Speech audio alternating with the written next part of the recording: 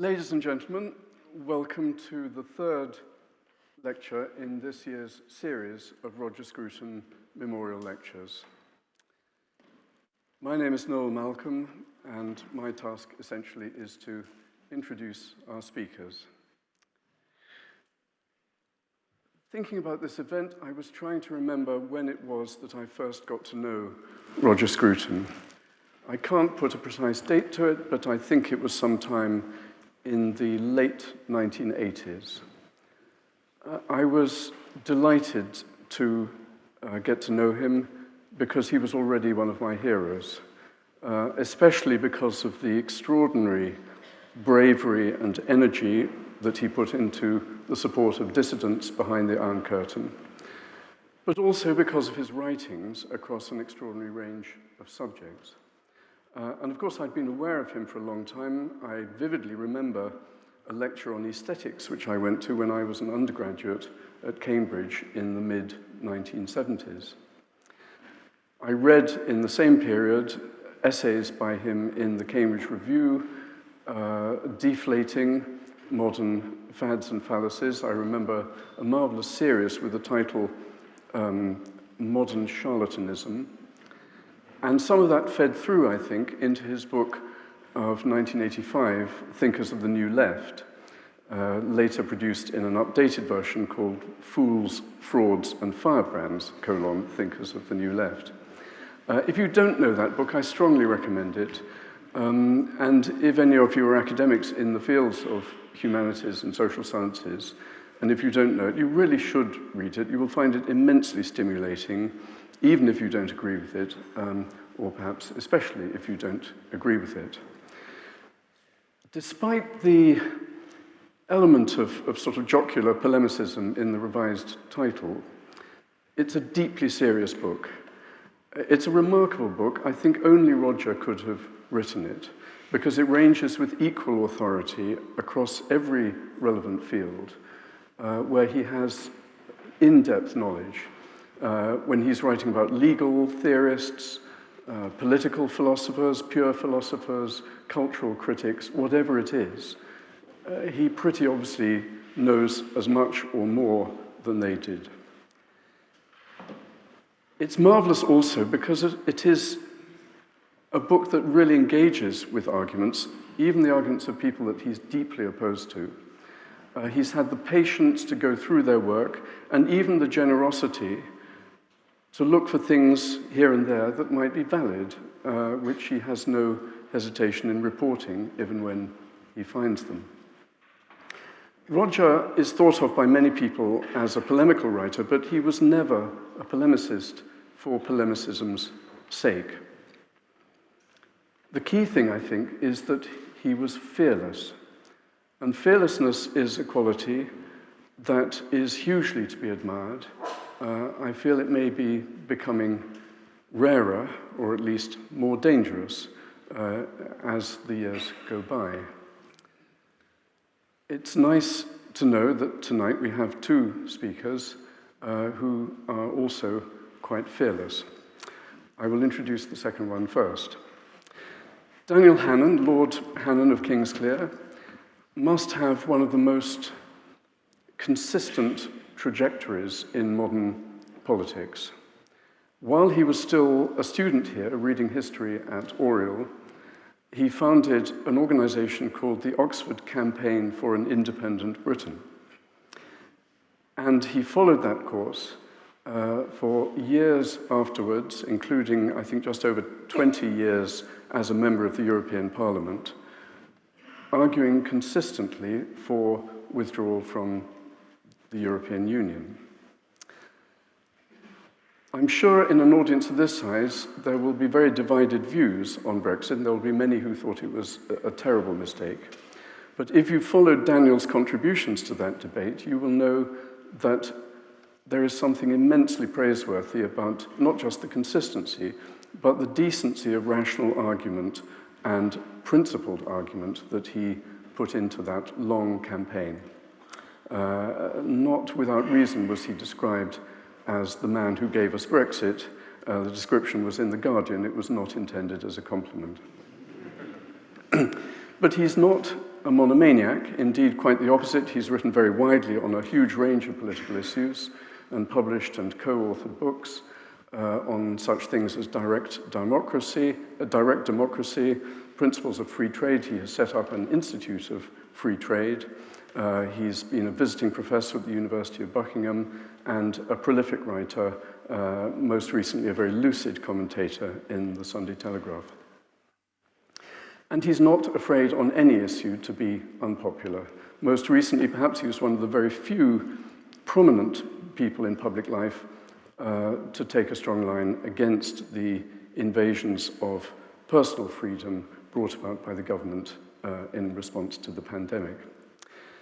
And that gives me a little point of agreement between him and our main speaker of the evening, Peter Hitchens. There may be other points on which agreement is less easy to find. Peter Hitchens is a very distinguished journalist, has had a long career. He's been a Moscow correspondent at the time of the end of the Soviet Union. After that, a Washington correspondent for, I think, more than 2 decades, a writer in the Mail on Sunday on a whole range of issues, but especially domestic politics. And he's also been quite a prolific author. There are many books to his name. The titles of some of them, such as The Abolition of Britain and The Broken Compass, might give even to the unsuspecting bookshop shelf browser some sense of, as they say, where he's coming from.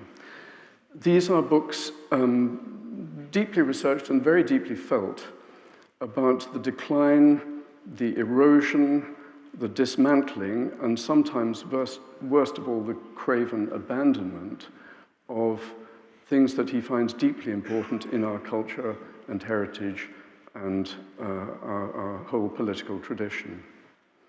So I think I can say on that basis that Peter Hitchens is a deeply conservative thinker. But that is conservative without the capital C, at least certainly not in recent years, when he's been a very trenchant critic of the Conservative Party. I believe you would have to go back to the early 2000s to find a time when he was actually a supporter of the Conservative Party in the period when it was in opposition. And I'll just end with one reminiscence from that period. In 2001, the then editor of The Spectator, Boris Johnson, was elected to Parliament as the member for Henley. Now, there was a perfectly respectable tradition of members of Parliament continuing with their day job, and I mean, it continues to this day. There are barristers, there have been doctors, dentists, who carried on spending perhaps 1 day a week doing that work while being members of Parliament. But the then proprietor of The Spectator, the Canadian businessman Conrad Black, was doubtful about whether Boris could continue, as he insisted he could, to edit a busy magazine while at the same time having a full-time job as a member of Parliament. And he decided that he must ask Boris to go. But he really had very little idea of who to put in his place. And he rang me up one day and said, "This is the situation. I don't think I can keep Boris. This is absurd. I will need a new editor. Is there anyone you can suggest?" And I was not expecting this phone call or this question, but I said, well, off the top of my head, there is one person that I can immediately suggest to you. He's quite a maverick. He will ruffle feathers, but in journalism, that's not such a bad thing. He has interests in almost everything, strong views about almost everything, and is a very good writer. And his name is Peter Hitchens. Well, history records that Boris, in his inimitable way, managed to sweet-talk the proprietor into keeping him on to have this editorship as a second job. And so it never came about that readers of The Spectator could have a weekly dose of the wisdom of Peter Hitchens. But we, this evening, can have a pretty full dose over the next 45, however many minutes, and we all look forward to it.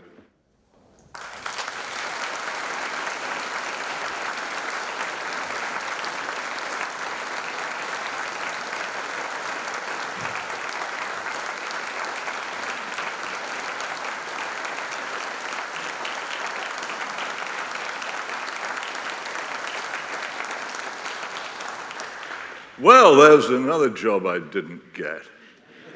At least that was one I didn't apply for.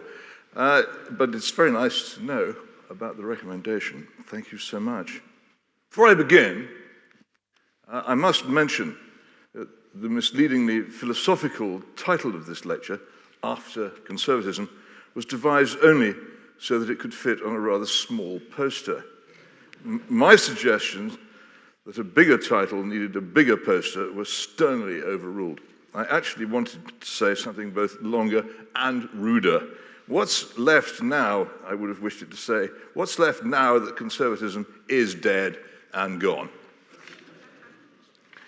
Well now, as I hurried towards this beautiful spot in England, I recalled that as an Oxford townie of many years standing, I'd often wondered as I looked at it how it could make the most perfect capital of that impossible oxymoron, a conservative utopia. Two beautiful pubs, the superb building in which we stand, a lovely place of worship, a gorgeous walled garden, several fine colleges with excellent wine cellars, and in the middle of it, the extraordinary Radcliffe Camera, which, thanks to the Catholic gloom of James Gibbs, resembles more closely than anything else a vast nobleman's mausoleum. Actually, if you stand on the eastern heights of Oxford and look towards it, somewhere where no student or tourist ever goes, that is exactly what it looks like. And it has an extraordinary effect on me, and whenever I look at this astonishing group of buildings.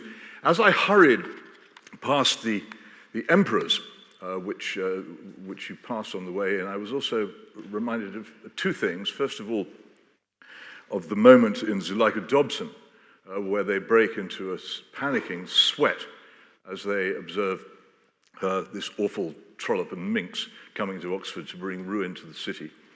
And secondly, I was reminded of an evening long, long ago in 1968, when my late brother Christopher, armed with a spray can, spent a very, very long time indeed, that deep, dark, soft summer night, inscribing the words, "Hey, hey, LBJ, how many kids have you killed today?" on the hoarding which then stood outside Trinity College, then as now trying to modernize itself into the new world. I won't tell you how I know that this took place, or exactly how long it takes. You'll have to guess for yourself. But it was remarkable that the inscription, very, very long, remained in position well into the autumn of that year, when in 1968 that slogan was chanted outside the American Embassy in Grosvenor Square.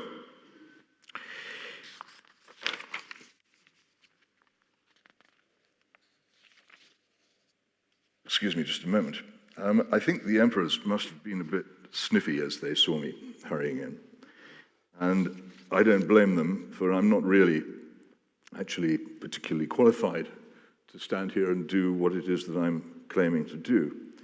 But it is, the other point about the emperors that I recall particularly is that at that time, they were eroded blobs, almost totally unrecognizable as such, and they've recently been replaced. And it is interesting to see how many people, rather satisfyingly to those of us who know better, nowadays believe these modern versions to be ancient.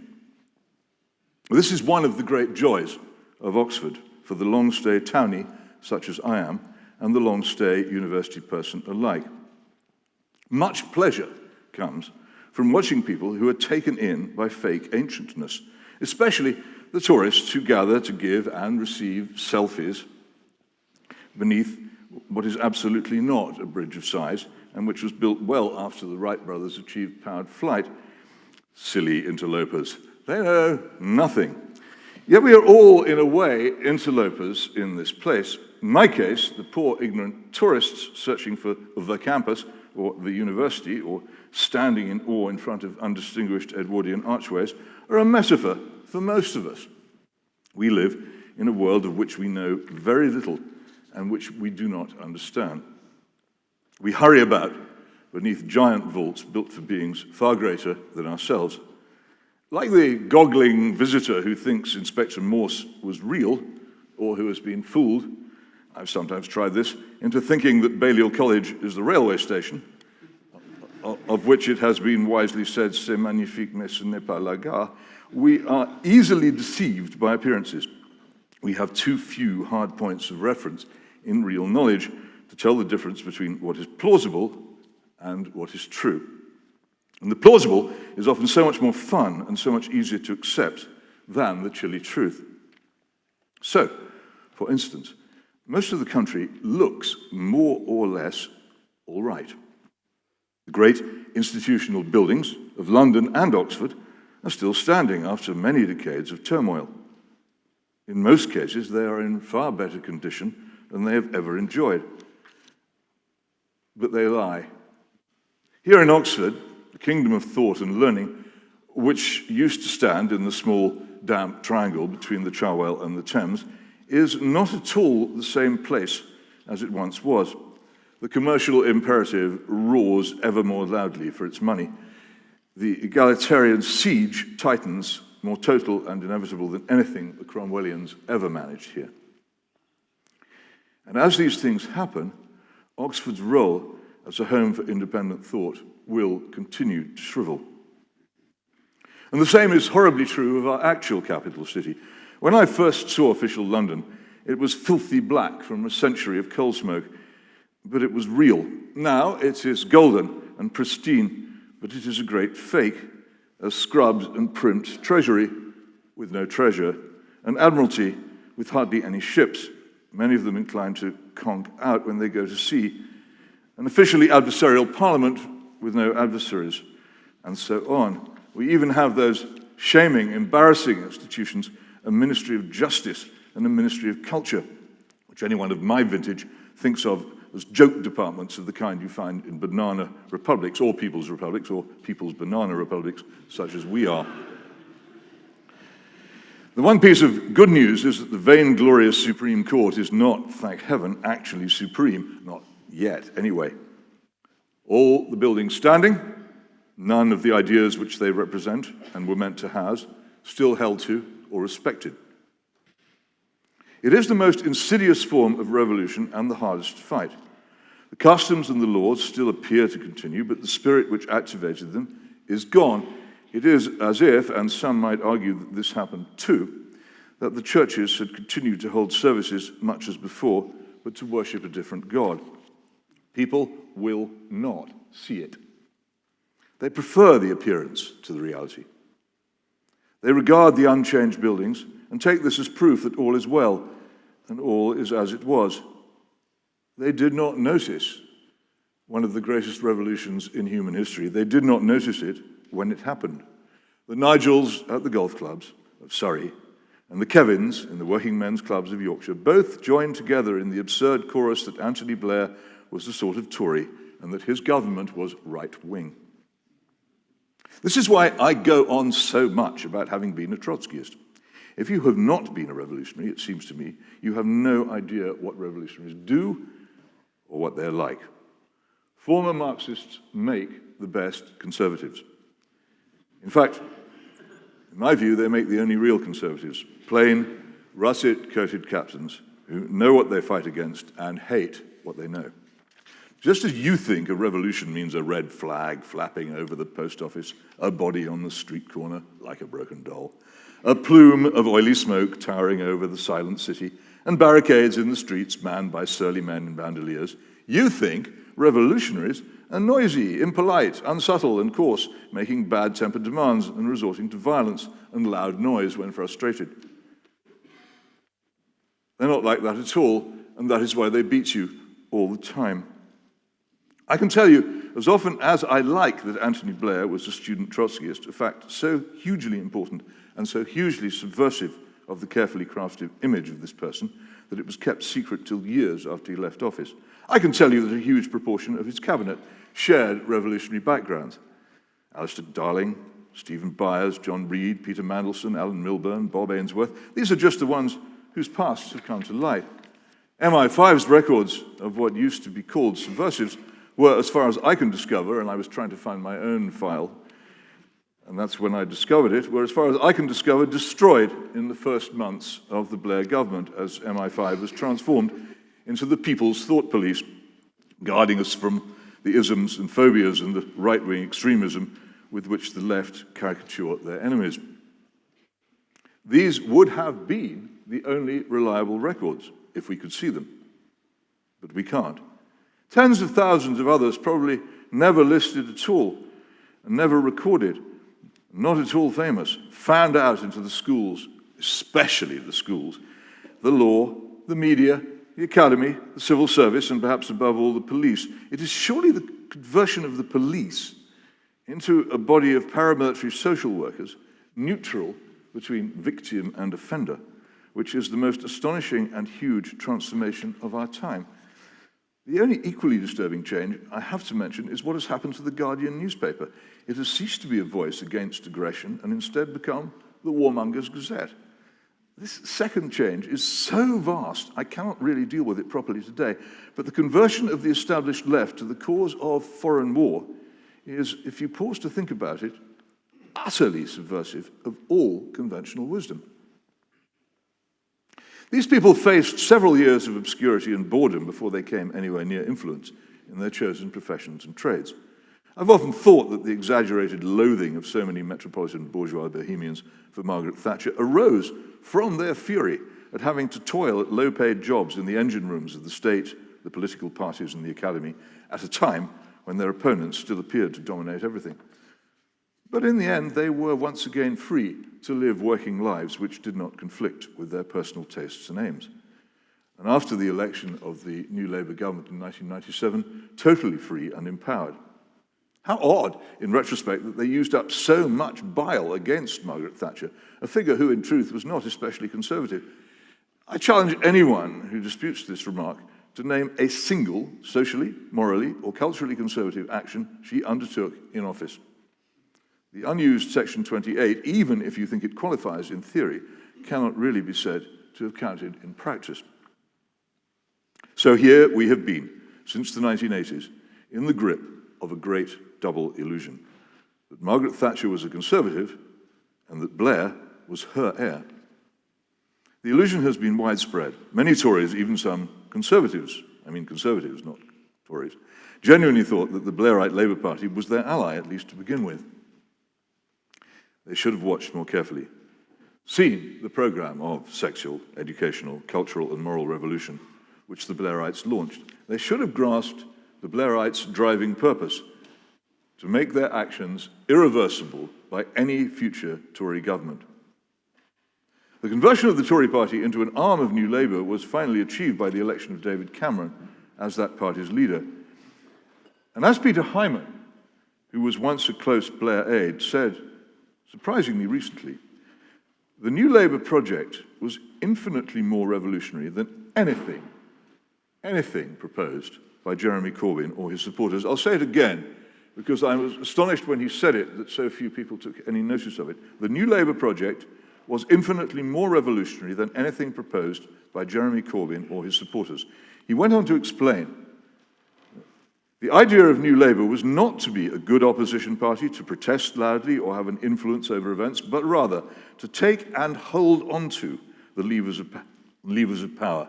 New Labour sought political hegemony, winning power and locking out the Tories to ensure that the 21st century was a Labour century with Labour values in contrast to a Tory-dominated 20th century. The scale of that ambition, in a country dominated by a stridently right-wing press and the quiet conservatism of large swaths of the British people, was breathtaking.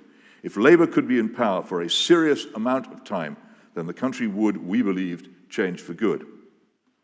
You might want to set that quotation beside an equally amazing confession by another Blairite apparatchik, a man called Andrew Neither. In a fascinating article from the Evening Standard of the 23rd of October 2009, he disclosed that the publicly available version of the Labour Party's plan for immigration had been censored, revealing that the earlier drafts I saw also included a driving political purpose, that mass immigration was the way that the government was going to make the UK truly multicultural. I remember coming away from some discussions with the clear sense that the policy was intended, even if this wasn't its main purpose, to rub the rights no's in diversity and render their arguments out of date. And he continued in what is still really the only revelation ever made of this huge, deliberate policy. Ministers were very nervous about the whole thing. For despite Barbara Roach's keenness to make her big speech and to be up front, there was a reluctance elsewhere in government to discuss what increased immigration would mean, above all for Labour's core white working-class vote. This shone through even in the published report. The social outcomes it talks about are solely those for immigrants. And this first-term immigration policy got no mention among the platitudes on the subject in Labour's 1997 manifesto, headed Faster, Firmer, Fairer. The results were dramatic. In 1995, 55,000 foreigners were granted the right to settle in the UK. By 2005, that had risen to 179,000. Last year, he was talking, of course, some time ago, with immigration falling thanks to the recession, it was 148,000. In addition, hundreds of thousands of migrants have come from the new European Union member states, most requiring neither visas nor permissions to work or settle. The UK welcomed an estimated net 1.5 million immigrants in the decade to 2008. Part by accident, part by design, the government had created its longed-for immigration boom, but ministers wouldn't talk about it. In part, they probably realized the conservatism of their core voters. While ministers might have been passionately in favor of a more diverse society, it wasn't necessarily a debate they wanted to have in working men's clubs in Sheffield or Sunderland. In part, too, it would have been just too metropolitan an argument to make in such places. London was the real model. I quote this at such length because it gives you an absolute open indication of something which I believe was taking place the whole time during the 13 years of the Blair-Brown government. That many, many decisions were taken in secret, kept from the Labour Party's own supporters and kept from the public, of enormous moment, force and power. Gordon Brown would find this out in brutal detail. In 2010, during the general election, he denounced on an open microphone one of his own voters, a Mrs. Gillian Duffy, as a bigoted woman. I will always think this blunder was the main reason why millions of Labour voters supported the Leave campaign in the EU referendum. They were for once liberated from the normal tribal party loyalties. Those loyalties had always until then kept them from punishing their own party for policies which did little for them. But they are learning now that the Tory party, in practice, shares Mr. Brown's view of them. Where will they turn next? Now, I was present at the birth of this huge issue. I have long thought that we on the 1960s left were genuine opponents of racial bigotry. It was the best thing about us. But we favoured immigration not because we especially liked immigrants, but because we did not much like Britain as it then was. The arrival of many new citizens would aid the transformation we sought. And given that so many in the Tory party at the time were genuinely prejudiced, it was very hard for them to offer a rational argument against the policy without being justly accused of powerlism. I saw this process begin and had little idea of how important it would be. I witnessed what was possibly the first rather sheepish student demonstration to take place there in Oxford at some point in 1968. It was against racialism, which I'm now sure was a wholly different thing from the racism which has replaced it as the great object of disapproval and test of virtue. It was originally directed against a hairdresser's shop in the Cowley Road, which had been accused of hair discrimination. The participants were undergraduates at a varsity, not students at a uni. They had pretty obviously never been on a protest march before, so they did not yet know that they needed to fill the street and shout aggressively.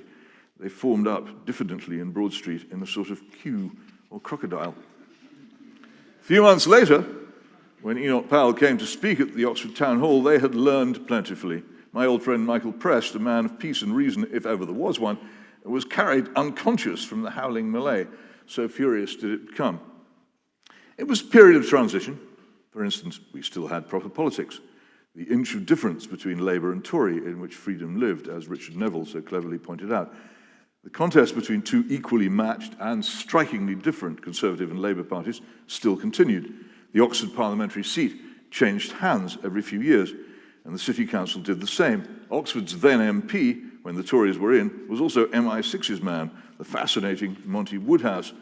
Woodhouse, hand in hand with the ludicrously named Kermit Roosevelt, had overthrown Mohammed Mossadegh's legitimate government in Iran in 1953, one of many rehearsals for similar actions later in the century, and one of the most disastrous acts of foreign policy in my lifetime. A leading figure in the city's Labour Party was, by contrast, Olive Gibbs, who'd grown up in great poverty down in the rough streets of St. Thomas's, and was also national chairman of the Campaign for Nuclear Disarmament. One of her Tory rivals was Janet Young, who was the only woman Margaret Thatcher ever appointed to her cabinet. Janet Young's opinions on the married family and morality in general would nowadays get her expelled from the Tory party and denounced as a phobe and a bigot. The Times were halfway between one age and another. They are now utterly gone. Let me give you an example. They still used to play the national anthem at the close of films in cinemas. The young Tariq Ali was, by the mid-1960s, one of the leading figures of the student revolutionary left, but also a well-brought-up member of the Pakistani upper class. He recently recalled an evening when he had gone to see Ashes and Diamonds in what was then the Scala Cinema in Walton Street, now the Phoenix.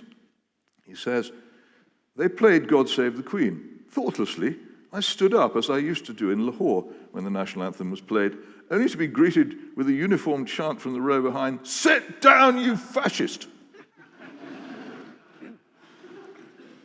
In the more conventional picture houses in the center of the city, it was troublemakers like me who were reproved for failing to stand. How startling to think that conformity in those days meant standing for the national anthem, wearing a tie, polishing your shoes, and starting a family at the earliest opportunity. Now look and see what conformity is. Over the past few months, many of Oxford's buildings have flown the new and rather different standards of conformity. The rainbow flag of general sexual liberation, the flag of the Ukrainian Oligarchic Republic, which can do no wrong, and that of the Republic of Transgendria, which can do even less wrong. It was not very, some of these get mixed up sometimes, it was not very long ago that actual academics joined in the peculiar Rhodes Must Fall demonstrations that filled the high street in the early months of the great COVID panic. I remember the day when, with the grass a foot high in Radcliffe Square, thanks to the national shutdown, the multitudes in the high street gathered to shout, decolonize, a slogan which makes hey, hey, LBJ, how many kids did you kill today, sound positively contemplative. That day, hundreds took the buttock, rather than the traditional knee, to the Black Lives Matter cause by sitting down in the high street. By not doing so, I attracted about as much tutting and disapproval as I would have done 55 years before for failing to stand up in the cinema for God Save the Queen. Can I be the only living person who has actually got into trouble for both these acts of rebellion? It seems possible. A week later, at yet another such march, a stately and rather graceful religious figure, whom I've long observed walking and talking in the ancient streets where the great men go, was suddenly and disturbingly transformed into a yelling fury, bawling slogans into a bullhorn like a teenager. Who knew what might happen? When such people behave in this way, and this sort of disproportionate unreason is at large, you can never be sure where it might lead. As it happens, I think it was just a presage of a worse future. When I turned up to observe this march, I was honored to be the object of hostile chanting directed against me personally, and was actually followed through the streets, and then told by one demonstrator, far more interested in transgender matters than in Cecil Rhodes, that they, and see how polite I am about pronouns, that they wished me not to stand watching them and would prefer me to move out of their sight. Attempts were made to recruit the police to this cause, and to their credit, they declined to play any part in it. But another few years, and the officers who were obviously uncomfortable at my Conservative presence there will enforce such wishes. I'm told that these marches were a minor public glimpse of a far more intense struggle in private over the Rhodes statue issue. I don't doubt it. But I should stress here that I care little for the fate of the Rhodes statue itself. Examine it while you still can. It looks like a memorial to a successful bookmaker. He stands as if he should be smoking a cigar, holding a disreputable hat in his hand, and the whole ensemble, with its scalloped arch above him and the barley sugar pillars on either side of him, crudely mocks and consciously parodies the equally controversial image of the Blessed Virgin Mary on the church opposite, something Rhodes himself, who was a parson's son, cannot have been unaware of. You can keep it. It is not because its fall would give pain to the late Cecil Rhodes, or because there was anything especially conservative about the commercial and imperial rape of Africa, that I sort of defend the statue. It is because it would give pleasure to my foes to see it crash to the ground that I suppose it might be better if it stayed where it was. For here is one of the problems of trying to be conservative in a society which has forgotten what the word means. You are not merely completely cut off from most important discourse, from any semblance of power or authority or influence, or indeed from the BBC. These are, in a way, healthy things, teaching modesty and humility to the arrogant, such as I am. You find yourself being allocated, without your permission, to causes you do not, in fact, much like. In the past few months, I've been told by both the supposed right and the supposed left that the premiership of Elizabeth Mary Truss was the most right-wing, or most conservative in modern times. So I'm supposed to be in favor of it, and so presumed to be distressed by its unraveling. Before that, I was told similar things about David Cameron, that Blairite toady and warmonger, or about Alexander Johnson, that political vacuum.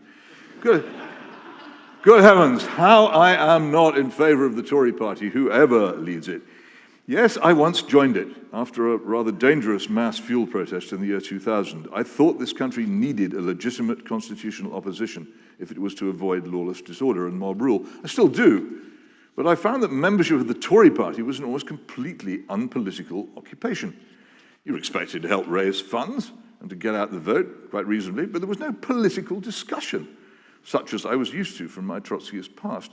There was no mechanism by which the member could play any role in forming policy.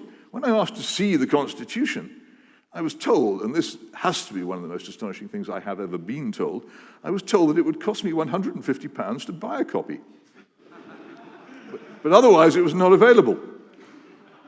Eventually, as I am a trained journalist, I managed to see it without paying and found that it was as I feared. The Tory organisation is not a political party, as I understand the term. It began as a device for putting the sons of gentlemen in office. Now, it appears to be a device for seeking out men and women without any trace of conservative desires or tastes, making them into MPs and ordering them to shout at Sir Keir Starmer every Wednesday at noon in the House of Commons. From time to time, the more compliant and thought-free of these individuals is given a ministerial post in which he or she pursues the wishes of the rich lobbyists who actually decide what I will not call policy, for that would dignify it, but is best described as the wishes of Downing Street. But who formulates these wishes and decides their priority? It appears to this outsider as if it is mainly the sort of people who want to cover the entire country in concrete, claiming that this will solve the housing crisis, which is in fact a crisis of mass immigration and mass divorce, not of housing, but never mind. My old friend and former colleague Peter Oborne has rightly drawn attention to the profusion of think tanks, probably financed by super-rich hedge fund speculators, which played such a part in the formation and initial decisions of the Truss cabinet. I've suggested that the cliched idea still held by many that the Tory party's membership is made up of nice Anglican old ladies in Wiltshire and Shropshire is obsolete. The evidence of the recent leadership election suggests that it is instead made up of metrosexual free market fanatics, swivel-headed drug legalizers, and teenagers in think tanks. Liz Truss, chosen as the chieftainess of this futile faction, seems to have bought her opinions on eBay. Having floated about in a fur hat on a very warm day in Red Square and climbed aboard a tank in Estonia, in both cases seeking and failing to resemble Lady Thatcher, she posed as a free market liberal. Perhaps she really believes this, but we know how easily this one-time liberal Democrat, marijuana liberalizer, and anti-monarchist changes her mind. In any case, this free market thing is not an especially conservative view, although I know some people think it is. The trouble is that our economy, loaded with debt and taxes, is far too decrepit to cope with such measures. You could say you're going to stimulate it back to health, but you might as well try to turn a hobbling pensioner into an Olympic athlete by giving him a handful of amphetamines, an electric shock, and a can of Red Bull. The other trouble is this. Such policies appear to be chosen for political effect more than as a part of some coherent system of thought. Miss Truss and her rivals were reduced to this narrow area of political economy because the Conservative Party has no coherence. Once upon a time, the Tweedy assertion that Toryism was a disposition, not a dogma, had some merit. But in an age when your opponents do have a very strong and revolutionary dogma, you have a choice. You may combat and question that dogma, and formulate a proper alternative. Or you may adopt the ideas of your opponents and become what you behold. First with Attlee, then with Wilson and Jenkins, and finally with Blair, the Tory party took the second course. It stands for nothing, as profoundly different from Labour as EasyJet is profoundly different from Ryanair. And so, here we are, yet again, as a party without a purpose stumbles and crashes through yet another leadership election, as embarrassing and off-putting as drunks fighting near you in a bar. And so, many years too late, it finally persuades millions of its former supporters to abandon it and not vote for it anymore. If only those supporters had done this when I begged them to do so in the days of David Cameron. The collapse of the Tories at that stage would have made it possible to create a genuine Conservative formation. That formation might have been able to replace the Tories in our two-party system and so re-establish adversarial politics and allow rational consideration, so badly needed, of proper Conservative approaches to our national problems. I cannot tell you how much vituperation, freezing disapproval, contempt, and sheer fury I encountered when I said this at the time when it would have done some good. In fact, my critics were unwittingly doing the work of the enemy. By 2002, New Labour, dizzy with success, had decided that its main target for reform was now the Tory party itself. In the 2000 election, as the perceptive journalist Steve Richards recorded, the Blair entourage were often in an exasperated fury. "You don't get it," they would occasionally scream. "The election is a historic referendum on a right-wing Conservative party. If we win a second landslide, we would kill off right-wing conservatism," by which they meant conservatism, "for good." I was present at an extraordinary moment in Wellingborough, of all places. Where should I have been? On the 5th of June, 2001, when Blair openly sought to prescribe the policy limits of the Tory party, saying, "At this election, we asked the British people to speak out and say, the public services are Britain's priority, to say clearly and unequivocally that no party should ever again attempt to lead this country by proposing to cut Britain's schools, Britain's hospitals, and Britain's public services. Never again a return to the agenda of the 80s. I think this was an unguarded moment. I was there and recall trying to ask Blair about it afterwards and getting nowhere. But I've always thought that Labour had at last grown strong enough to impose a wish long voiced by such figures as Honorin Bevan and Harold Lasky, who desired and publicly stated desire to prevent any future Conservative government from overturning their major measures. In this effort, they soon had the help of figures such as Mrs. Theresa May, who had denounced her own party as nasty. And of course they had the help of David Cameron, who called himself the heir to Blair in semi-private and really meant it, and whose actions persuaded the BBC, the College of Cardinals of the new regime, to give him a fair wind in 2010. They succeeded in their project. I think the moment in which it might have been challenged is quite gone now.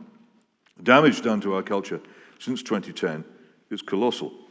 The Truss episode underlines it. Nobody even knows what conservatism is anymore. There is no place left in which conservative ideas on morality, family life, foreign policy, economics, freedom, justice, or education are now even seriously discussed.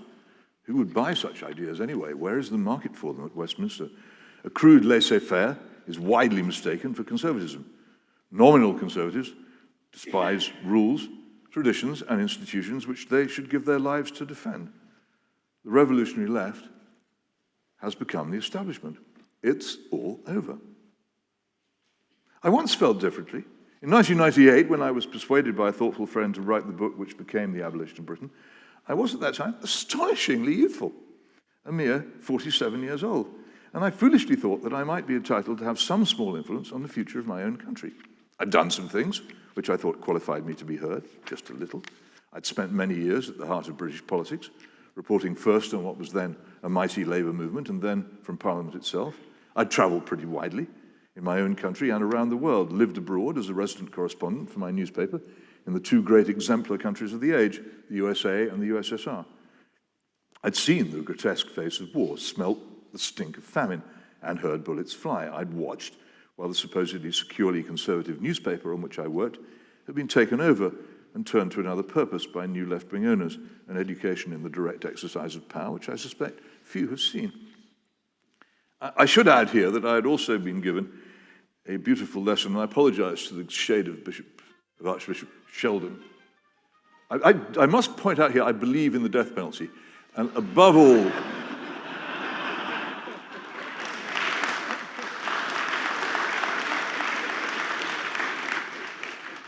above all for that, I should apologize here to the shade of Archbishop Gilbert Sheldon for what now follows. But I was given, during the takeover of the Daily Express, a beautiful lesson in genuine tolerance by my new left-wing editor, Rosie Boycott, who invited me for lunch and told me over the cheese, "I think everything you write is complete shit, but I really like you." And continue to publish my work without interference. Blessings be upon her head. You don't often meet this sort of thing, and when you do, you should treasure it. And I've been gifted with yet another experience that everyone should have. When I proposed my book on the British Cultural Revolution, I've been turned down flat by so many publishers that even my agent, the much-missed David Miller, was once moved to mutter, "I have never in my life had such trouble finding a publisher for anyone." I think he genuinely thought that he might just this once actually fail. In the end, he found Naeem Atullah, another person whose memory I bless because he had the true spirit of liberty in him. And I cannot tell you how surprised Naeem was by the amazing number of my books he sold. Not since the fictional production of Springtime for Hitler in that clever film The Producers has there been a more unexpected and perhaps undesired commercial success. When Naeem invited me for a celebratory lunch in his bizarre Soho headquarters crammed with astonishing numbers of beautiful girls, I had the strong sense that he would much rather have been lunching with somebody a bit less reactionary and making money from more respectable sentiments than mine. Among my punishments for my unexpected triumph was to be reviewed in the Daily Telegraph by the late Gerald Kaufman, who said the book made him want to take a shower. I pointed out to the then unennobled editor of the Daily Telegraph, Charles Moore, that The Guardian would not have asked Norman Tebbit to review a book by a left-wing writer. So why had he put me at the mercy of Sir Gerald? How could Conservatives make any impact if we did not stick by each other just a bit? I think I know. Because like so many perfectly nice people who still linger in the Tory party, Charles has no real sense of danger, no grasp of how far things have gone, of how utterly we have been defeated. After all, you can still get a jolly good high-table dinner at Oxford or Cambridge. You can still get your children into a reasonable public school, and nobody has bothered to close down or censor what remains of the right-wing media. Why bother to worry? We will soon be of no importance at all. That inch of difference between the great parties, which I mentioned earlier, in which we all lived, is fast disappearing. The approaching era of perpetual economic and foreign policy crisis, war without end, forever and ever, amen, plus inflation, will not be a good time for free debate, trust me. And the alleged Conservative Party, which never developed any kind of response to the radical revolution of the 1960s, has now rendered itself impotent for years to come. And so the horrible grey phantom of a thought police forms and starts to solidify all around us. We all know how many things we cannot say, so most of us don't say them. We all know the danger of cancellation. If we're sensible, we will not get mixed up with the actual police, who are quite plainly not on the side of conservative respectability anymore. We know that the university authorities will not defend us. We watch as individual teachers, clergymen, foster parents, registrars are picked off one by one, and we know that if we speak out, we will be next. Martin Niemöller's litany about how if we don't speak up for others, we fail to protect ourselves, you know the one, first they came for the socialists and I did not speak up, etc. It doesn't work anymore, because in 21st century Britain, if you speak up for someone in trouble, their enemies will not stop their persecution and will instead come after you too. If this rule prevails, and I think it will, we're all done for. And here I must dwell on a small event, which ought to be much bigger, because I think it's so important that you should know about it. I've been appalled, but not amazed, by the almost total lack of response to the shocking persecution of the video blogger Graham Phillips, sanctioned by Her Majesty's government for supposedly undermining the sovereignty of Ukraine. However you do that. Mr. Phillips is the first British citizen to be sanctioned by this government. The sanctions normally applied are leveled against such figures as the governors of Russian oblasts or senior officers in the Syrian army who are not really very much troubled by the rules laid upon them if they should ever come here, which they will not. Mr. Phillips is a citizen of this country, and he has reason to fear these sanctions. He has been severely punished. Well, you might say, he deserved it. He's not a likable person. He's done some things which many people find reprehensible. But he has been punished quite without due process by the state. An outrage against both Magna Carta and the Bill of Rights. Apart from Toby Young, whom God preserve, I have not yet got anyone in the country to come to his defense in my sight. So much for everyone who ever quoted Voltaire and said, I disagree with everything you say, but I will defend to the death your right to say it. Oh, no, you damn well won't.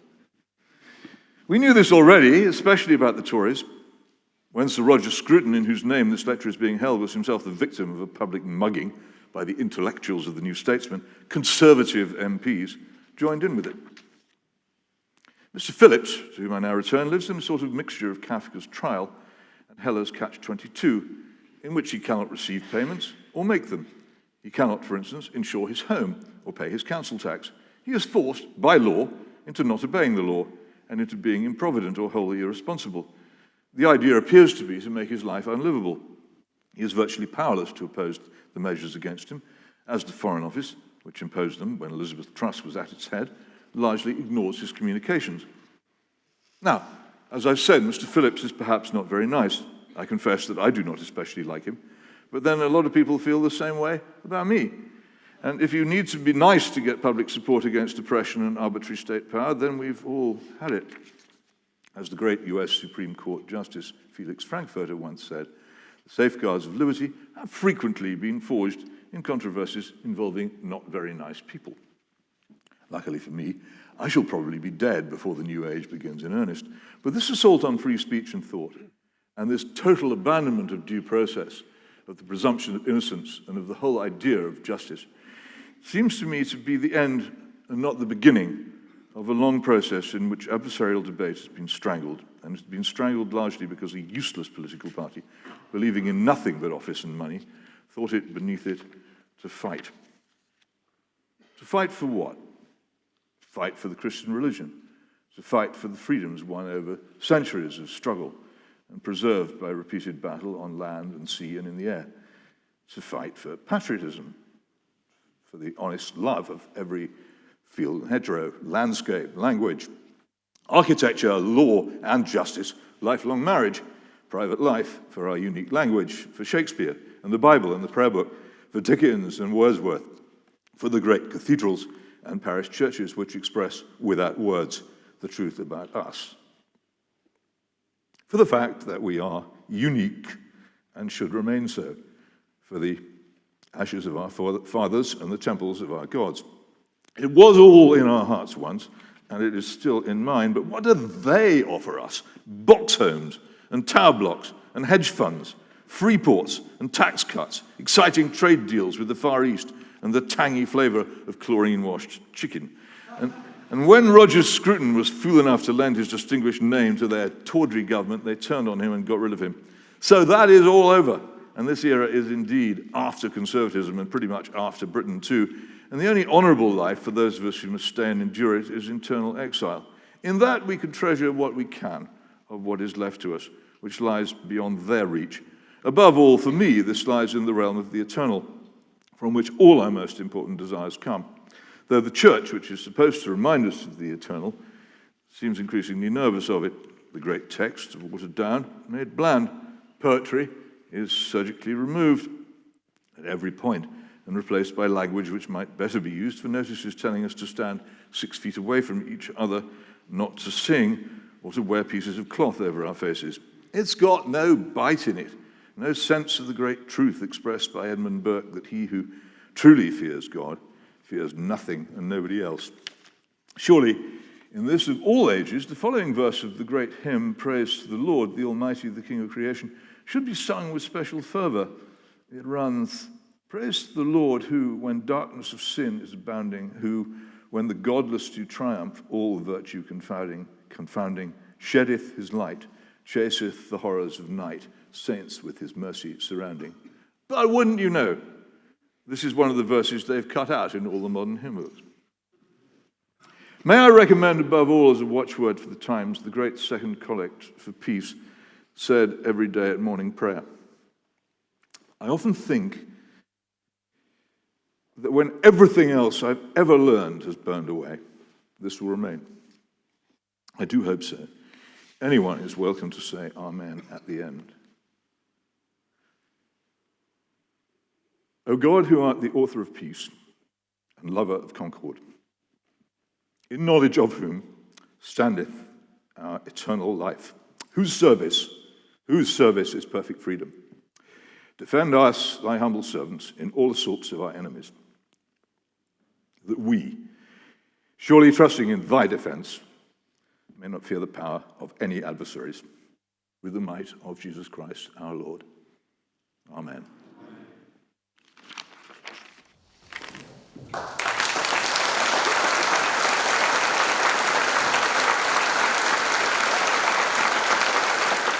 Well, good evening, ladies and gentlemen. Before I begin my conversation with Peter, I wonder if I can be permitted a little personal recollection of Roger Scruton. Like Noel Malcolm, I met him in the 80s, but I was a little bit younger than Noel when I met him. I was still 16. He caught me at a very impressionable age. He came to speak to my school philosophy society. And this is often forgotten about Roger. He, as Noel wisely said, is remembered as a polemicist, but he generally spoke about completely unpolitical things. And on that night, he was speaking about Wittgenstein and language games and so on. And this can be quite a dizzying concept when you're 16. And when he finished, there was a rather awkward silence as people waited for questions, and everyone's heads were swimming and they were trying to think of what to ask. So more to break an awkward silence than anything else, I thrust my fist in the air and asked him, what did he see as the role of a conservative thinker? And he blinked a little bit behind the big glasses he used to wear, and then in that rather charmingly diffident way he said, I think the role of a conservative thinker is to reassure the people that their prejudices are true. And it was a wonderful one-sentence summary of Burkean thought. And I wonder if I can segue from that into your incredibly stimulating speech there, Peter. So Roger defined conservatism, rather in the way that you did towards the end, as being about love. He would often contrast the righteous indignation of the left and the bitterness and anger that we see and that you saw on the high street outside Oriel at the Rhodes statue, with the Conservatives' love for our institutions, our nation, our language, our family, and all the things you mentioned, Shakespeare and hedgerows, cathedrals, and all the rest of it. But he never gave up on either political parties or other institutions. He, believing conservatism to be an instinct, an inclination, rather than an ideology, although he had no illusions, he could be very frustrated about the Conservative Party as about other institutions, he never stopped trying. And almost to the end of his life was always setting up ginger groups and philosophy discussion groups and so on with MPs. Is it not? I mean, I wonder whether you think occasionally you're veering close to the sin of despair. I mean, are things really so bad? Oh, the sin of despair is about eternity. It's not about the trivial temporal things which we discussed tonight. Anybody can despair about those. Well, okay, let me put it another way then. Because I'm not sure your despair is well-founded. When you talk about the treasury that has no treasure, the admiralty that has no ships, the buildings that lack soot, which I see as a positive thing. I can remember when buildings were black, and I think they look rather better now, but doesn't that actually reflect things that are appearing? The reason we have fewer ships is because our ships are incredibly powerful now and have missiles that can sort of turn corners and go through windows. The idea that the treasury has no treasure, I mean, well, put it like this. I was born in 1971. In 1971, it took the average British worker nearly 3 months to be able to afford a television set. Now it's just over 2 days.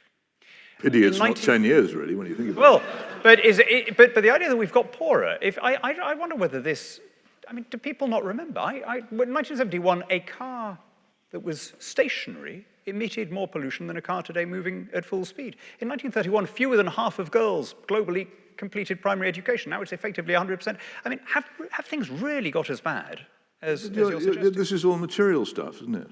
It contains no moral dimension.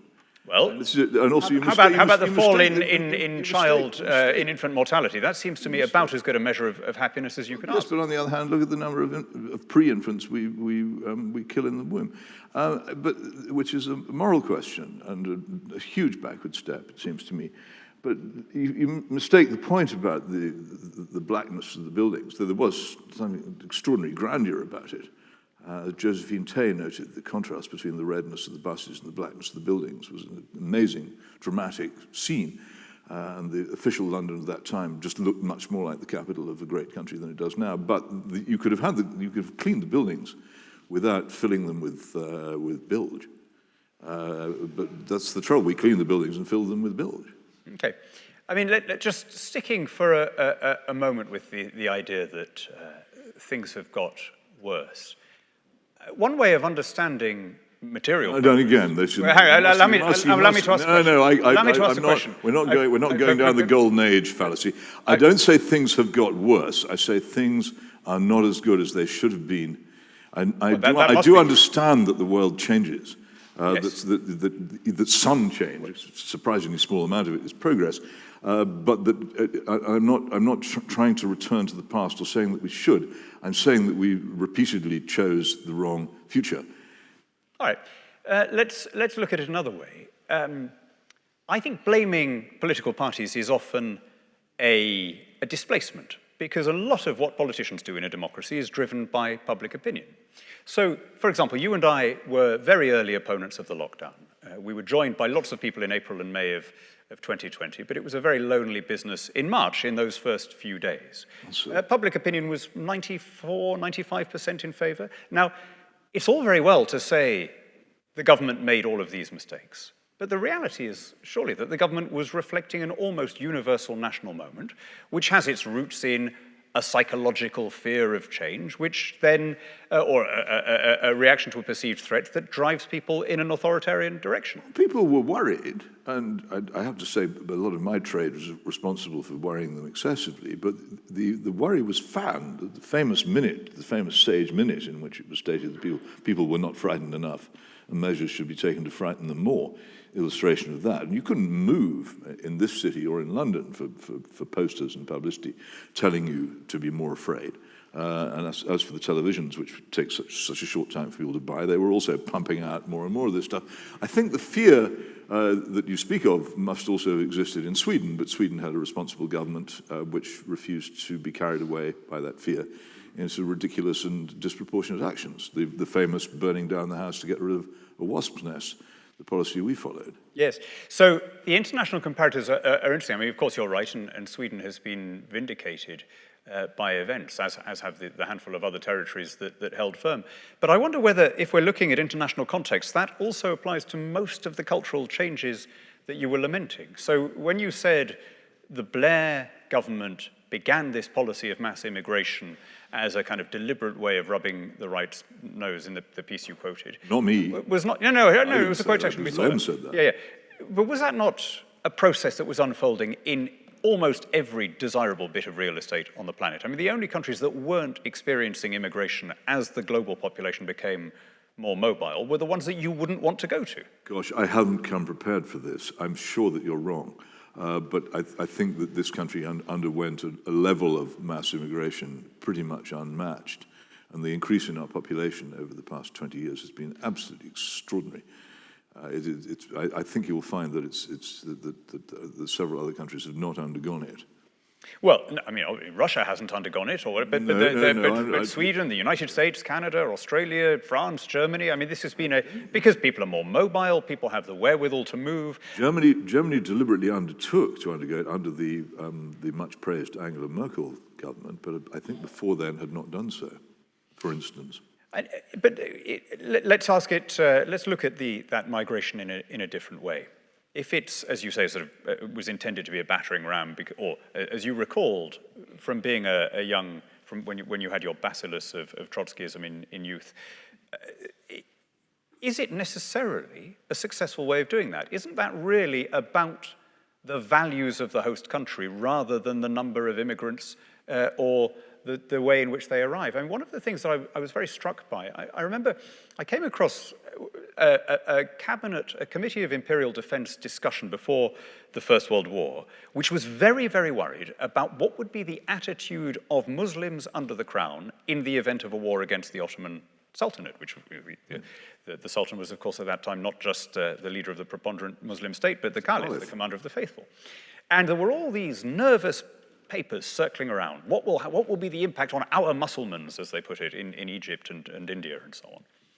And of course, in the event, the answer was almost nothing. In India, Muslims volunteered in slightly larger numbers than Hindus did. And I think the reason for that is because the British brand still stood for a great deal in those days, and it was something that people wanted to be part of. I wonder whether the real change in the intervening 100 years is not to do with the number of, the religion or ethnic origins of British people. At that time, 80% of British subjects were neither white nor Christian. I wonder whether it isn't more to do with the values that we communicate. Well, I don't know. It's not an argument I'm actually having. The point that I was seeking to make is that New Labour in power deliberately sought to change the country and felt that large-scale immigration was a way of doing so. And I think the phrase "rubbing the right's nose in diversity" and also making their actions irreversible is the point. I'm not. The other things you're talking about are interesting, but they're not things which I've really been arguing about. The point I'm making here is the huge folly. I remember so many people, conservative-minded people who I knew in the late 1990s saying, "Blair, best Conservative Prime Minister we ever had." Total illusion. Utterly the reverse of the truth. Completely wrong. And I'm still fascinated by this fact that when Peter Hennessy, in a marvelously soft-hitting interview of Blair a couple of years ago, actually got him to say that he had been a university Trotskyist, I thought, well, good heavens, that is the most astonishing admission. And I waited for it to appear in any other newspaper but mine.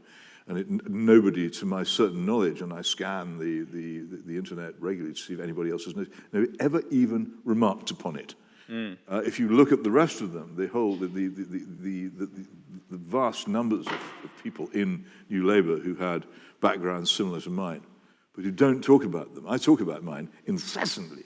They don't talk about theirs at all. Because what do you think it's still important. What do you think? I mean, including Peter Mandelson, John Reid. I mean, people who were not in any sense on the left as Labour MPs. What do you think? Would you not say?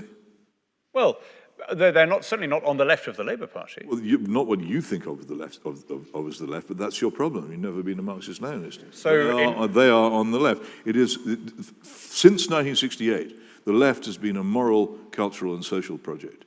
It abandoned the Soviet Union. It abandoned the Lenin route to power. It adopted Antonio Gramsci's desire for cultural hegemony and moral change. Gramsci went to the Soviet Union in the 20s. He came back to Italy and he said, "This will never work in Western Europe." Yeah, sure. This is the desire. No one would listen to him. The reason why 1968. I think of someone like John. Like John Reid, very similar politics to yours, kind of anti-free trade, patriotic. You know, loves the army. You don't know the code. I was once sitting in the Today programme studio and actually having a discussion on why the left weren't more cheerful about having won so much with Jim Naughtie, and they broke it for some news bulletin in which John Reid appeared, and he said, discussing Afghanistan, he said, "Well, of course, and then pessimism of the intellect, optimism of the will." And I said, "Gramsci, it's Antonio Gramsci." And nobody in the studio even knew really who Gramsci was or what he'd said. Reid knows all about Gramsci. He knows all about that. He knows all about the real nature of the revolution. I mean, that's how Gramsci is supposed to work, isn't it? Look at that government. Look above all, it's the keystone of everything that it did, the Equality Act of 2010. And look at that and see the transformation which that imposes. Effectively, it ended the last traces of this being a Christian country, just for instance. It's huge, colossal, and it's in the moral and in the social and the cultural and the educational. The expansion of the universities is another enormously powerful ideological thing, and not to mention the enormous confiscatory taxation which Gordon Brown introduced. Who are your favourite politicians? I don't have any. Any at all? Which is your favourite disease? Well, I'd still happily rank them, you know. But I don't, and there is the gulf. The great gulf which lies between us. Yes. So what would you do instead? Because I don't see how you can have... I wouldn't. I have genuinely given up. I've decided that internal exile is the thing. Look, anybody who is very welcome to prove me wrong, I would be so glad if somebody would. I've tried to prove myself wrong for 20 years and failed. But, I mean, and I look back at my life and I think, who are the people whom I respect the most? And they're the people who managed to survive with some sort of conscience amid the darkening surroundings in which they lived. I think it's what we have to do. I don't There's think, more than that. but there's been a great... That's a withdrawal. You asked me a not the question, way. I could answer it. There's been a great confusion, particularly in the 20th and 21st centuries. A kind of heresy has arisen in which people have come to believe far too much in the power of politics to do good. And they've wasted an awful lot of time and conscience and hope. Well, no, but you can withdraw like the monks in Ireland in the Dark Ages, just copying things out. But I see their point. Unless you have we get that. We got that very, very clearly from the lecture, Peter. But I mean, unless you're saying that there's a better alternative out there, that dictatorship or anarchy or theocracy or something would be a better system, I don't see what the alternative is. Well, I'm not saying, because I'm not proposing it, but what would be the point of me? Who couldn't even get selected for a parliamentary seat, let alone wield. But what would be the point of me writing a manifesto? It would just be a delusional thing to do. It's the moment that anybody offers me the levers of power, I promise you I have an elaborate and extremely well worked out plan to transform the nation for the better. I've written 9 books about it, which you can read. Yes, but they're all laments as well. I mean, but it's very easy to complain. What you must see is that laments contain within them the descriptions of what I would seek to do if I had the power to do it. Put this right. I know what's wrong. I know what's wrong with your engine, but you just won't ask me to fix it. You get Liz Truss it. It's very, we both. No wonder your big end has gone. We've both occasionally written book reviews. It's very easy to write a negative one because you draw. No, it is not. Oh, it is. You draw the audience into a knowing. No, I do not agree. I will never review a book badly unless it's by Jonathan Powell. I will never review a book badly unless I have read it absolutely every word and made thorough notes on it. And I know that I cannot review a book badly until I've done that. Yeah. Lots of other people don't take that view, especially when they're reviewing my books, but it's my view, and I think it's actually a very hard thing. Well, I want to draw you into saying some positive things, though, because it's it's very easy to sit there. I like the architecture. It's jolly. There you go. There you go. Could we have more of it? What about if we replicated some buildings like this, the way they do in Budapest, and they rebuild, old 18th and 19th century buildings where they knock down the communist. Restore the things that have gone to decay, as the monarch promises at the coronation. I'm all in favour of it. Very good. Let's change the subject a little bit. One of the things that you and Roger Scruton have in common, but that I think most people on the right don't have, is that he was, as I think you are, a Scottish separatist. He believed that England and Scotland were authentic, but that the United Kingdom was kind of legalistic construct. Is that fair, or am I characterizing? No, I don't have as detailed a view as that. I just think we made such a mess of Ireland by not letting them go when we should have done, and created so much bitterness and shed so much blood, that I'm not interested in ever doing that again. This country should not be held together by anything but the desire of its peoples to remain together. If the Scots wish to go, and my experience is that most Scots under 35 increasingly do wish to go, those over 60 it's a different matter, then we mustn't try to stop them. What's more, we must make it very plain that we'll leave a light burning and that they're very welcome to come back if they change their minds. If we get into some kind of awful, bitter wrestling match, trying, as the Spanish are doing with Catalonia, to try and prevent them from going with them and throwing people into jail and refusing them the freedom to hold votes, then bitterness will come and we will destroy what is actually a very sensible union forever. If you want the union to survive, you may have to go through a period when it's broken. So that's much more. Okay. I like Scotland a lot. My first memories are of Scotland. And I went to the part of Scotland, the Kingdom of Fife, around Dunfermline and Rosyth, which I remembered during the last referendum, and talked to a lot of people, and I came away with the impression that if I was Scottish and if I were young, I'd want independence. And I couldn't deny that sympathy. I never ever despise other people's patriotism. No, sure. It's the question of, Roger always used to call it the politics of the first person plural. You know, for any functioning polity, you need to have a sense of a shared demos. So when we say we all need to agree roughly on whom we mean. Well, it works. It did work, but now it doesn't. And one of the reasons it doesn't work is because of the Blair Revolution, of course. One of the things they put a bomb under was the unity of the United Kingdom. Yeah. So, but if the will of the people, the Scottish demos or the UK demos, whichever one is valid, whichever one has the majority, so you're placing your faith in the good sense, as Disraeli put it, the sublime instincts of an ancient people. How else is it to be expressed, if not through parliamentary elections, which necessarily involves all these parties and politicians that you dislike? Well, what do you mean? How else is what to be expressed? Well, What do you think I'm suggesting? See, because I think, on occasion, like Alan Partridge, I sometimes blame the public. I think that occasionally the electorate gets things wrong, as they did over the lockdowns. What I think is a slightly cheap thing is to say, no, the people are right, but all the politicians they elect are wrong, because that can't quite be true, can it? Well, I don't necessarily say it's something as crude or as simple as that, though it would always be more convenient if I did. The part of the problem of the revolution which took place in this country, really beginning in the 1960s, was particularly the Jenkins cultural revolution put through by the Labour Party between 1964 and 1970, was not in general in the party manifesto. Most of it was done through the government whip supporting private members' bills, which they'd never have dared put in their manifesto. They lied about comprehensive education, saying it would mean grammar school education for all, which is absolutely nothing like the truth.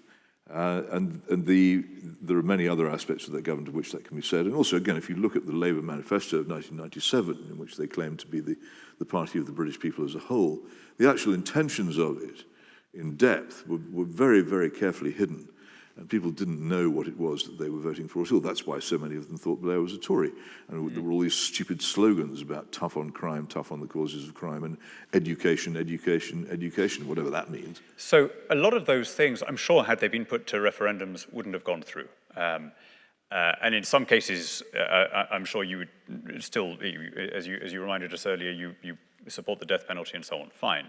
But I mean, what about for mobile phones? Exactly.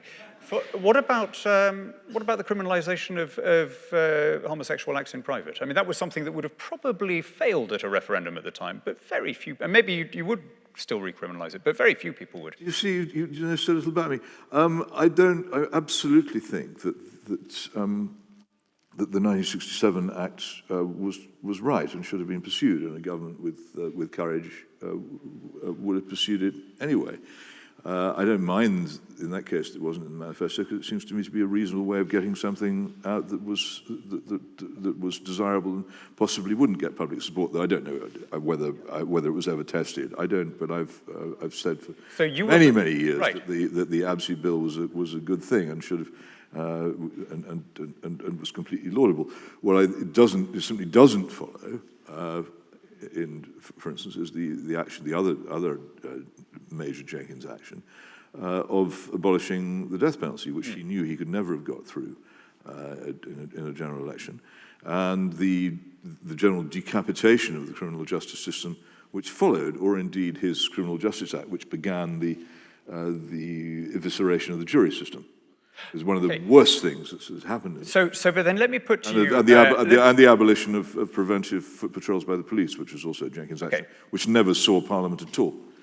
A lot of these changes, I think the progressive argument, I mean, I was never on the left, but tell me if this is wrong. I think very often what you get when the argument has moved on to pronouns or, bathrooms or whatever, is people say, well, every one of these reforms is unpopular when it's mooted.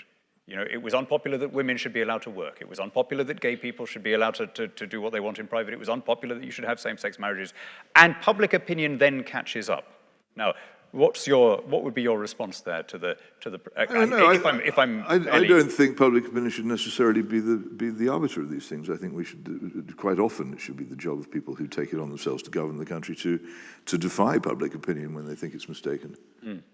In more than one direction. So, for instance, you defy public opinion. You say, obviously, it's ludicrous to persecute people for having a certain type of sexual relation in private.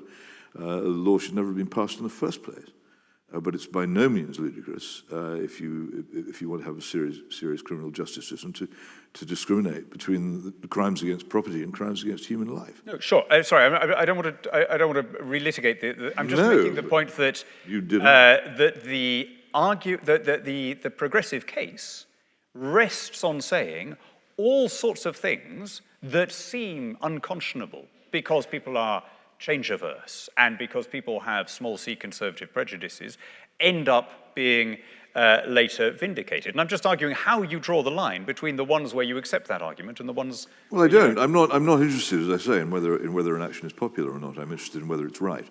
And if it's unpopular and right, then you should do it. And if it's popular and wrong, you shouldn't do it. Okay, let's move on. Lead me around. Let's move on to something else. So you began and you ended with a prayer. Again, just for the last time, I'm going to refer to Roger Scruton, whose shade hovers above this lecture series. He had some complicated religious beliefs. He had a beautiful metaphor once where he said, you can build a structure around something that is so well made that in the end, if there was nothing in the middle of it, it doesn't matter, because everything is hanging around it so beautifully. And I think that was as close as he came in the books that I've read to where he stood. He was a great one for these metaphors. Another one he spoke about at some lectures he gave in Princeton was, he said, if you accept that there is nothing except material things, that there's no dualism, there's no soul, we now know a great deal about science and about how all of this works. Does that mean that you have to give up on all of this morality? And he had this great simile about painting, putting paint on a canvas. He said you can take lots of different splodges of paint and smear them, and all it is paint on a canvas, but there comes a moment when it's a portrait of somebody. And you haven't added anything, it's still just the smears of paint, it's still just daubs on a canvas. But if you don't see the portrait, you're looking at it in the wrong way. Now, you, I think, moved from, I don't know if you were a churchgoer in childhood, but you moved from to a fairly anti-clerical position, and now you're an Anglican again. Yeah, that sums it up. Yeah. So, I mean, would you say, it's an argument one hears, that a lot of the constitutional norms and liberties that we take for granted, if you like, require this morality behind them, or once they've achieved orbit, are they okay, regardless of do the institutions work without the morality? Oh, no, I think the idea, particularly that law is above power, is essential to the existence of the free society. And I cannot see any other origin of that idea than a religious origin. It was I can't see what else you can frighten kings with, frankly. Sure, but it wasn't just, I mean, there were lots of religious societies that didn't really have it. It was an idea that was largely adumbrated in the language that you and I are now speaking. And when we talk about universal values now, and we mean above all the rule of law, the idea that the powers that be shouldn't just be able to make things up as they go along. Far from a universal value. It's far from a universal value, exactly. If it became a universal value, it became a universal value because of a series of military victories by the English-speaking peoples. If the Cold War had ended differently, or if the Second World War had ended differently, there'd be nothing universal about it then. And the things that we tend to assume... I trace it back a bit further than that, actually. Oh, sure, of course you trace it back further. I'm just saying that what you were talking about, the traditions of Magna Carta and the idea of a force that binds the king as surely as it binds the meanest subject in the kingdom, that was an idea overwhelmingly expressed in the English language. It wasn't a universal one. It's one of the reasons we should value it more. absolutely right. No, well, but one of the reasons why I campaigned, as Noel said, and voted to leave the European Union. Now, you, out of interest, you abstained in the end. I remember sharing a platform with you during the referendum, and you said the whole thing is useless and there's no point and all the outcomes are bad. I think that was that meeting. It may have been a different Hitchens. Well, it's a brief and brisk summary of the events, but what I was actually trying to say, obviously unsuccessfully, was that I don't like plebiscites. I think they're far too easily manipulated, and I think they're very dangerous, as it proved in a parliamentary system, to have two sources of democratic mandate. You have a parliament which has a democratic mandate, and you have a separate and conflicting democratic mandate from a referendum, and then how do you resolve it? The answer is you don't. We still haven't. It's not over yet, I don't think. And the other thing was I became completely convinced in the time before the referendum by the arguments of my friend, the late Christopher Booker, that he was right, that we should stay in the single market and possibly go even further than that we should move from being half in the European Union to being half out of it as a sensible conclusion. I visited Norway to examine how they'd got on. I thought they'd done very well, and this didn't seem to be an option. And I'll tell you something else which really gave me the creeps. When Michael Gove and Alexander Pfeffel, whatever his other name is, Johnson, both stormed onto the stage saying, "We're in favor of Brexit," I thought, are you? Where did that come from? They were people who, I would say it was known to me that these were not people who had been in favor of leaving the European Union over the long years when it had I think Michael Gove was. No. I think I spent 2.5 hours walking round and round Hyde Park on a freezing winter's day trying to persuade Michael Gove to be in favor of leaving the European Union, and the answer was no. So I can say definitively, not so. That was not my record. It was possible he was just saying. Well, maybe he tells different things to different people. It's possible. But who can say? But that's what he said to me. Well, actually, you and I agreed on a Swiss type deal. Johnson, for goodness sake. Well, he's that was one of the sad things. What happened? Suddenly, what had been quite a noble cause suddenly turned into a sort of a culture war. Sort of yobbo became a culture war. Campaign, which I couldn't conceivably take part in. It became a culture war, and what I regarded as an almost inevitable outcome on the 24th of June, which was some Swiss-type arrangement, rapidly became unacceptable to both sides because there were purity spirals on both sides. We're almost out of time. I'm going to ask you one final question. We were both opponents of the Iraq War, although I think we differ on the current fighting in Ukraine. But let me ask it the other way around. What wars would you have been in favor of that Britain participated in? I struggle to find any. I mean, I think so many of them are avoidable, and certainly in the 20th century period, if we had avoided, as we should have done, involvement in the Russo-German War of 1914, we'd have been a lot better off, and there would have been no need to get into the entanglement of 1939. So, but you have to go back. I mean, I think that the just war, actually, is very, very hard. Not the Falklands War. Take beyond. That strikes me as an open and shut. No, I didn't say not the Falklands War. No. You were saying you had to go back. I come from a household which actually, when the Falklands were invaded, knew where they were. My father had been there rebuilding gun emplacements in 1936 for the Royal Navy on the South Atlantic Squadron. We knew about the Falklands. I never had any doubt about the Falklands. That was a response to aggression, and that is a just war. There we go. You defend sovereign territory against aggression. Very good. That's fine by me, but that's a very tight limit. Perfect. No, we've found some agreement, Peter. Thank you very much, and thank you, ladies and gentlemen, for coming.